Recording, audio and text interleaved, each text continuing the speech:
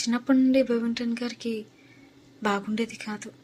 ఈయన ఎక్కడికి వెళ్ళినా సరే జబ్బు మందు సీసాలు, మరి డబ్బా నిండా గోళీలు, తైలము, మరి అలాగే గాయాల్ని కట్టుకట్టి గుడ్డ ఇవన్నీ తీసుకుని వెళ్ళేవారు. అసలు తన జబ్బు ఏంటంటే గుండెవాతం అన్నమాట, రొమాటిక్ హార్ట్ అంటారు. ఈ మందులతో పాటు ఈయన ఆత్మలకి సహాయపడే కొన్ని పుస్తకాలు, కరపత్రాలు మోసుకెళ్ళడం తనకు అలవాటు. ఆయన మనసులో, నా పెట్టెలో పుస్తకములు ఆక్రమించినంత స్థలమును నా మందులు ఆక్రమించుచున్నవే, ఇది అంత సరిగా లేదు అని అనుకున్నారు. కానీ తనకు తప్పలేదు. మరి ఓహియోలో హామిల్టన్ అనే ఊర్లో కూటములు జరపడానికి వెళ్ళారు. ఒక భక్తిగల కుటుంబానికి అతిథిగా ఉన్నారు. ఎప్పటిలాగే మరి గదిలోనికి వెళ్ళి వస్తువులు సర్దుకుంటూ, మరి తను తెచ్చుకున్న కరపత్రాలు, పుస్తకాలు అన్నీ ఒక పక్కన, మరి తన జబ్బుకు సంబంధించినటువంటి సీసాలన్నీ కూడా ఇంకొక పక్కన బల్ల మీద పెట్టుకున్నారు. మరి తన జబ్బు విషయంలో ఈయనకెంతో భారముగా ఉన్నది. దేవుడు ఏదైనా సూచన చూపిస్తే బాగుండును అని ఆలోచన చేస్తున్నారు. ఏ ఇంటికైతే మరి ఈయన వచ్చారో ఆ దంపతులు ఇద్దరు కూడా పట్టు వదలక మరి ఈయన కోసము ప్రార్థన చేస్తూనే ఉన్నారు. ఆ రోజు కూటమైన తర్వాత ఆ రాత్రి అంతా నిద్రపట్టలేదు ఈయనకి. పొద్దుటే ఆయన తోటలోనికి వెళ్ళి ప్రార్థన చేశారు. నిన్ను స్వస్థపరిచే యెహోవాను నేనే అన్న మాటలు తన చెవికి వినిపించాయి. దేవుడు తనని స్వస్థపరుస్తున్నారు అనే నిశ్చయిత తనకి కలిగింది. కానీ లోపల ఇంకా పోరాటంగానే ఉంది. తన మనసు అంతా అల్లకల్లోలంగా ఉంది. తన గదిలోనికి వెళ్ళి మోకరించి తల వంచి, నాలో జరుగుతున్న ఈ పోరాటం ఏమిటి ప్రభువా, నాలో ఉన్న లోపమేమిటి అని ప్రార్థించగా, నిన్ను స్వస్థపరిచే యెహోవాను నేనే అని తిరిగి అవే మాటలు వినపడ్డాయి. అయితే నన్నేం చేయమంటావు, వీటిని నేను ఎలా వదులుకును ప్రభువా అని కన్నీటితో అడిగారు. ప్రభు తనను విడవలేదు. మరి బెవింగ్టన్ గారు కూడా తన ప్రార్థనను విడవలేదు. ఆయన దేవుని, ఈ 6 మందులు లేకుండా జీవించగలను అని నాకు ఒక గుర్తు దయచేయము అని అడిగారు. దేవుని మాట తనకు అందకుండా అడ్డుపరచాలని దుష్టుడు అనేక రకాలుగా ఆటంకాలు పంపించాడు.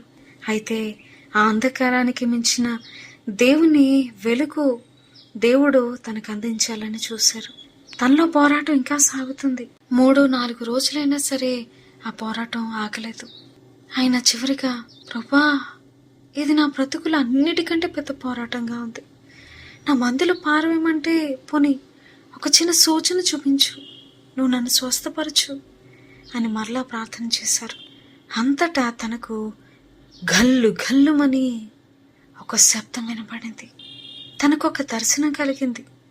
తన బల్ల మీదనున్న 6 మందు డబ్బాలు కాళ్ళు ధరించి నడుచుకుంటూ వెళ్ళిపోతున్నాయంట.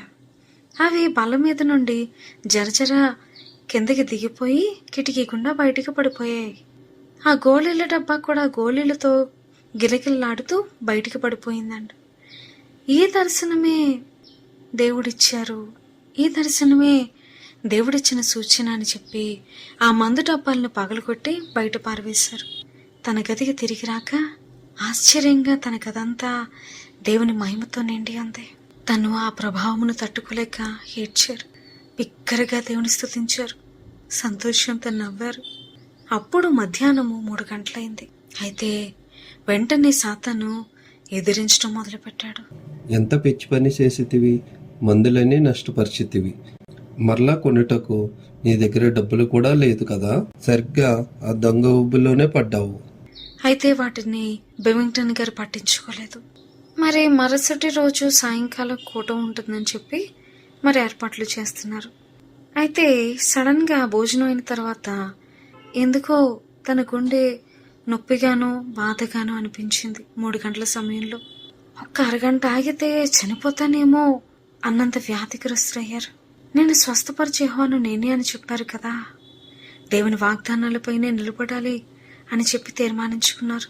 అయితే ఇంకా చాలా భయంకరమైనటువంటి స్థితి తనకు వచ్చింది. ఇంకా నొప్పిగా ఉంది. అయితే కూటానికి కూడా సమయం దగ్గర పడింది. ఆ సమయంలో 2 యువకులు కూటానికి వచ్చారు. మరి బెవింగ్టన్ గారిని చూడగానే భయం వేసి అలాగే నిలబడిపోయారు. తన చుట్టూ ఇల్లు గిర్రను తిరుగుతున్నట్లుంది. వారిలో ఒకడు, బెవింటన్ గారు, మా నాన్న డాక్టర్ అండి. మా ఇల్లు కూడా ఇక్కడికి చాలా దగ్గర. వెళ్ళి మా తండ్రిని పిలుచుకొస్తాను. అన్నాడు. కానీ ఆయన వద్దన్నారు. మరి రెండో వాడు కూడా మీ ముఖము పాలిపోయి తెల్లగా ఉందండి. వైద్యుని కుమారుడే కదా, తండ్రిని పిలవనివ్వండి, మీరు చావు సిద్ధంగా ఉన్నారు అన్నారు. మరి బెవింగ్టన్ గారు ఇప్పుడు అబ్బాయిలు, క్రీస్తును నా వైద్యునిగా రాత్రే స్వీకరించాను. ఆయనే సమస్తము చూసుకుంటారు. నన్ను మాత్రము ఆ ముందున్న అరుగు వరకు నడిపించండి అని అడిగారు. తన జబ్బు తనను చాలా వణికిస్తుంది. అందరూ తనను గట్టిగా పట్టుకుని పడకుండా మెల్లగా నడిపిస్తున్నారు. డాక్టర్ని తప్పక పిలాలి అని చెప్పి పట్టుపట్టారు. ఈయనైతే తన పట్టును వదలలేదు. తనకి గాలి అవసరం అనిపించింది. అప్పుడు ఆయన ఈ కొన్ని మెట్లు నేను దిగాలి, బయట గాలి నాకు తగలాలి అన్నారు. ఇంటి యజమానుడైతే ఇలా అయితే కుదరనే కుదరదు అని చెప్పి ఇలాంటి మూఢభక్తున్న చాదస్తపు మనుషులతో నాకు సాగనే సాగదు. అప్పటికే తన కళ్ళకు పూర్తిగా చీకట్లు కమ్ముకున్నాయి. తనను ఆ దడి వరకు నడిపించండి అని చెప్పి నిలవపట్టారు. అయితే పక్కనున్న వైద్యుని కుమారుడైతే ఇతను కోటం ఉండదని చెప్తానండి అని చెప్పేసి ముందుకెళ్తున్నాడు. అయితే బెవింగ్టన్ గారు లేదు లేదు, దేవుడు కోటం ఉంటుందని నాతో చెప్పారు. దేవుని వాగ్దానాల నెరవేర్పుకై మొరపెడుతూ అబ్బాయిలు, నా కొరకు ప్రార్థన చేయండి. మనకు దేవుడు తప్పక జయమిచ్చును అని ధైర్యంగా చెప్పగలిగారు. ఒక ఇల్లు దాటేలోపే తన కనుదృష్టి కొంచెం తేటగిల్లింది. ఇంకాసేపట్లో తన చూపు పూర్తిగా తిరిగి వచ్చింది. తను పూర్తిగా స్వస్థతను పొందుకున్నారు. దేవునిని గట్టిగా స్తుతించారు. ఇంకా తర్వాత మరలా ఆ చూపు కనపడలేదు. ఆ దినపు కూటము చాలా జయకరంగా జరిగింది. ఒక యువత అయితే లోతుగా ముట్టబడి పరిశుద్ధాత్మతో నింపబడి ఆమె ఒక దర్శనము చూసింది. ఆమె బెవింగ్టన్ గారి దగ్గరికి వచ్చి, బెవింగ్టన్ గారు, ఎంత ఆశ్చర్యమండి, 100 కొలది పిల్లలు నా దగ్గరికి వచ్చారు. ప్రతి బిడ్డ తన చేయి చాచి మాకు వచ్చి బోధించు అని నన్ను ఆహ్వానిస్తున్నారు. కానీ వారికి మన దేశపు వారి పోలికలు లేవండి. గోడ మీద మాత్రం ఫిజీ అని వ్రాయబడి ఉందండి అని వర్ణించింది. అందుకు బెవింగ్టన్ గారు ఫిజీ ద్వీపములకు ప్రభువు నిన్ను మిషనరీగా పిలుచుచున్నాడమ్మా అని చెప్పగా ఆమె సంతోషముతో దేవుని పిలుపును అంగీకరించింది. 14 నెలలు గడిచేలోపే ఆమె ఫిజీ ద్వీపములకు మిషనరీగా వెళ్లారు. 16 సంవత్సరాలు అక్కడ దేవుని సేవ చేసి ఆమె పరలోకం చేరారు. వెళ్ళక మునుపు ఎన్నోసార్లు, అయ్యా, మీరు మీ స్వస్థత నిమిత్తమై ఆ విశ్వాస పోరాటంలోనికి దిగపోయి ఉంటే గనక నేను ఇంత ఆశీర్వాదాన్ని పోగొట్టుకుని ఉండేదాన్ని అని అన్నారు. విశ్వాసంతో హృదయపూర్వకంగా చేయబడే ప్రతి ప్రార్థన పరలోకములో వినపడి దేవుని శక్తిని భూమిపైన దేవుడు దించుతారు. కాదు, అవ్వదు అనే జవాబులు ఎంత మాత్రము కూడా ఒప్పుకొననట్టి ప్రార్థనగా ఉండాలి. ప్రార్థనలో ఇది అవ్వదేమో, ఇది జరగదేమో, ఇది ఇంతేనేమో అన్నటువంటిది మన ప్రార్థనలో ఎప్పుడు కూడా ఉండకూడదు. స్వస్థత అనేది యేసుప్రభువారు మనకిచ్చినటువంటి హక్కు. ఇది పెద్ద పోరాటంగా అనిపించవచ్చు. సాతానుడు వచ్చి అనేక సార్లు ఈయనను స్వయంగా బెదిరించింది కూడా. అయినా సరే దేవుని ఆజ్ఞ క్రింద నేనున్నాను కాబట్టి నా హక్కులన్నిటినీ అడిగి పొంది అనుభవించుటకు నేను దృఢముగా నిలబడతాను అనేవారు. దేవుని చేతి నీడలోనే ఉన్నారు. దేవుడు తన బిడ్డలను వారి బాధల నుండి విడిపించడంలో దేవుడు ఆనందిస్తారు. స్వస్థత పొందడం అనేది విశ్వాసులకు దేవుని యొక్క ఖచ్చితమైన ఏర్పాటుని మనం చూడగలుగుతాము. దేవుడు స్వస్థపరచడం అనేది తన బాధ్యతగా ఎంచుకున్నారు. దానిని మనం అడిగి పొందుకోవాలి. దేవుని మీద ఆధారపడితే దేవుడు ఎలాంటి ఆశీర్వాదములు ఇస్తారనేది మనం ఇక్కడ చూడగలుగుతాము. బెవింగ్టన్ గారు ఆ విశ్వాస పోరాటంలో తెగకపోయి ఉంటే కనుక ఎంత ఆశీర్వాదాన్ని ఆ సహోదరి చూడకపోయి ఉండదు. అందుకే దేవుడు మనకి కొన్నిసార్లు ఈ విశ్వాస పోరాటమును మనకిచ్చినప్పుడు దేవుని ద్వారా ఆశీర్వాదాన్ని పొందుకోగలుగుతారు.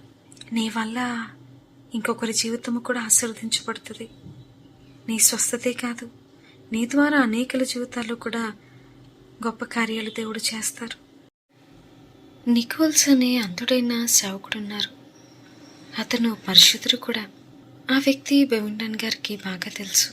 అయితే బెవింగ్టన్ గారికి విశ్వాసంలో కొన్ని మూలపాఠములు నేర్పించారు. ఆ చలికాలపు 5 నెలలన్నీ విశ్వాసపు అనుభవజ్ఞులతో ప్రార్థనలో గడిపారు. చలికాలం గడిచింది. అయితే ఈయన చెట్టు త్వరలోనికి వెళ్ళి, దేవా, నేను నిజంగా నీ చిత్తంలో నున్నానా? నాకు స్పష్టంగా చూపించు అంటూ ఒక రాత్రంతా గడుపుగా దేవుని ఆత్మ తనపై పొంగిపొర్లింది. చెప్పసఖ్యము కానంత సంతోషముతో నిండిపోయారు. ఈ రీతిగా తను దేవుని చిత్తములోనే ఉన్నట్లు దేవుడు తనకు రుజువు చూపించారు. డబ్బు వలన, మనుషుల గొప్ప వలన, లేక కూటానికి ఎక్కువ మంది వచ్చారనో, లేకపోతే తక్కువ మంది వచ్చారనో ఇలా కాదు, కానీ ఒక మనిషి దేవుని ప్రేమను పూర్తిగా లోతుగా తెలుసుకోవాలంటే అది ప్రార్థనే. ప్రార్థన వల్లనే జయము సాధించగలుగుతాము. ఈ విషయాన్ని మరి బెవింగ్టన్ గారు నేర్చుకున్నారు. ఈయన కూటాలకు ఎక్కువ మంది ఉండిన దానికన్నా తక్కువ మంది ఉండిన దాన్ని ఇష్టపడేవారు. ఎందుకంటే వచ్చిన వారు ఎలా ఉన్నారు, వారి పరిస్థితి ఏంటి, దేవుళ్ళు ఎలా ఉన్నారు అనేది స్పష్టంగా తెలిసేది. ఈ విషయాన్ని మాటి మాటికి చెప్తుండేవారు. ఎక్కువ మంది ఉంటే వారితో మాట్లాడడానికి కూడా అవ్వదు. దేవుని యందు ఎలా ఉన్నారు ఏంటనేది కూడా తెలియదు. నిజమైన భక్తిలో నడిపించడానికి ఈయన చిన్న కూటములనే ఇష్టపడేవారు. మరి ఈయన జీవితంలో ఇటువంటిదే ఒక సందర్భం జరిగింది. మరేంటో ఇప్పుడు చూద్దాం. ఓహియోలో కూటంలోకి వచ్చిన ఒక కట్టెల వ్యాపారి బెవింగ్టన్ గారితో ఇలా చెప్పారు. దయచేసి మా గ్రామంలో కూటాలు పెట్టండి. వారికి దేవుని అవసరం చాలా ఉంది. వారికి దేవుని గురించి, ఆయన ప్రేమ గురించి తెలియాలి. కానీ వారి పరిస్థితి చూస్తే చాలా అధ్వాన స్థితిలో ఉన్నారు. దయచేసి రండి, మీరక్కడ కూటాలు పెడితే ఎంతో బాగుంటుంది అని అడిగారు. ఆ గ్రామం 22 మైళ్ళ దూరం. ఆ గ్రామంలో ముఖ్యులైన వారు ఎవరా అని ఆరాధిస్తే ఒక అతను, అయ్యా, ముఖ్యంగా ఒకరు రూడాల్ఫ్ గారు. మొత్తం ఊరంతా ఆయన ద్వారానే నడిపింపబడుతుంది. ఆయన ఎంత చెప్తే అంత. ఇంకొకరు అంత ముఖ్యం కాదు కానీ అందరూ గౌరవిస్తారు అని 2 పేర్లు ఇచ్చారు. ఈ విషయం గురించి దేవుని చిత్తం తెలుసుకుంటకు ఒంటరిగా ప్రార్థన చేయడానికి తోటలోనికి వెళ్ళారు. ఒకప్పుడు ప్రార్థన చేసుకోవడానికి తోటలోనికి, కొండల్లోకి వెళ్తూ ఉండేవారు. ఈ ప్రార్థన కొంతకాలం పడుతుందని ఆయనకి తోచింది. అదేమో చలికాలం. కొన్ని చెట్లు నరకబడి పడున్నాయి. వాటి మొదలు కూడా నేలపైన పడున్నాయి. వెచ్చగా ఉండడానికి ఒక చెట్టు మొద్దు త్వరలో దూరారు. దేవుని మనస్సును తెలుసుకోవడానికి ప్రార్థించడం మొదలుపెట్టారు. దాదాపు 120 గంటలు ప్రార్థనలో గడిపిన తర్వాత అక్కడికి వెళ్ళడము దేవుని చిత్తమని తనకు దేవుడు తేటగా తెలియచేశారు.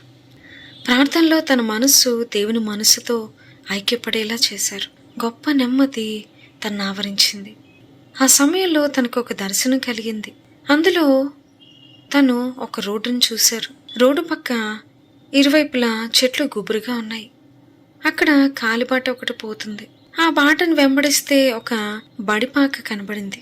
బడిపాక అంటే స్కూల్ హౌస్ లాంటిది. దాని వెనుక ఒక పంట చేను, ఆ పంట చేను వెనుక ఒక అతని గృహము ఉంది. దానికి ప్రక్క ఒక పెద్ద పాక, ఆ పక్కనేమో ధాన్యం ఆడించే ఒక మర. ఈ రీతిగా ప్రభు తనకి చూపించారు. అప్పుడు బెవింగ్టన్ గారు దేవునితో, సరే ప్రభువా, వెళ్తాను అని చెట్టు మొదటి త్వరలో నుండి బయటికి వచ్చారు. ఈయన అతిథిగా ఉండిన గృహానికి వెళ్ళి భోజనం అయిన తర్వాత ఫలాని స్థలమునకు వెళుతున్నానని చెప్పి తన ప్రయాణమును సాగించారు. నడుచుకుంటూ వెళ్తున్నారు. 2 చేతుల్లో 2 పెట్టెలు, పెట్టెల నిండా పుస్తకాలు, కరపత్రాలు. మరి సూర్యాస్తమనం వరకు కూడా నడిచారు. దారంతా కరపత్రాలు పంచిపెట్టారు. నీళ్లు తాగడానికి ఒక ఇంటి వద్ద ఆగారు. కొన్ని కరపత్రాలు ఇచ్చి ఆ ఇంటి యజమానితో ఆయన యొక్క రక్షణ విషయమై మాట్లాడారు. అతడు ఎంతో ఆసక్తి చూపించారు. ఆ రాత్రి అక్కడే గడపమని చెప్పారు అతను. తెల్లవారి మరీన తన దారిని వెళ్ళిపోయారు. ఆయన బెవింగ్టన్ గారితో, మీరు వెళ్ళబో స్థలము చాలా మూర్ఖులుండే ప్రదేశం. మీకిచ్చిన 2 పేర్లలో ఒకరేమో జర్మనీ దేశస్థుడు. ఆయన భక్తిబోధ సాగనివ్వడు. ఆ ప్రాంతంలో చర్చ్ ఉంది కానీ ఆరాధనలే జరగవు. కాబట్టి ఇక్కడే ఉండి ముందు కొన్ని కూటాలు జరపొచ్చు కదా, అన్ని సౌకర్యాలు చేస్తాం మీకు అన్నారు. అందుకు ఆయన ఏమాత్రం ఒప్పుకోలేదు. తన మనసులో ఈ ఆహ్వానము నన్ను దారి తప్పించడానికి సాతాను పన్నిన ఉరి. దేవుని చిత్తాన్ని తెలుసుకోవడానికి 120 గంటలు ప్రార్థనలు కనిపెట్టాను కదా, వీడి వలలో పడకూడదు.